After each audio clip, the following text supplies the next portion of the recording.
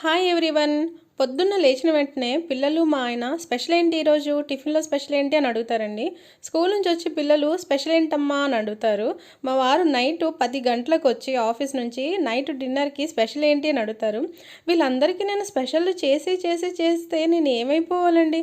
ఆయన రోజు ఒక రోజులో 3 పూటలు స్పెషల్ అంటే ఎవరండి చేస్తారు, ఎవరి వల్ల అవుతుంది అసలు. వీళ్ళకి ఇలా కాదు అనేసి ఏం చేశానంటే, నార్మల్గా మనం పూరి చేసుకుంటాం కదా, గోధుమ పిండిని వాటర్తో కలుపుతాం కదా. సో నేనేం చేశానంటే బీట్రూట్ని బాగా తురిమేసి దాన్ని జ్యూస్ తీసేసి ఆ జ్యూస్ వస్తుంది కదా దాంతో పూరి అదే గోధుమ పిండిని కలిపానండి. అవి పూరీలు గోధుమ పిండితో కలిపిన వల్ల రెడ్గా వచ్చాయి. అది వీళ్ళకి స్పెషల్ అని పెట్టాను.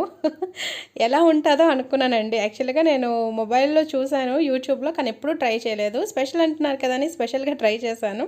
నిజంగా చాలా బాగున్నాయి. ఏదైనా మిస్టేక్ అవుతుందేమో అనుకున్నాను కానీ అస్సలు మిస్టేక్ కాలేదండి. పూరీలాగే పొంగాయి. చాలా యమ్మీగా కూడా ఉందండి. దానికి కాంబినేషన్గా ఆలు మటర్ కర్రీ చేశాను. మీరు కూడా మీ ఇంట్లో స్పెషల్ అడిగితే ఇట్లానే చేయండి.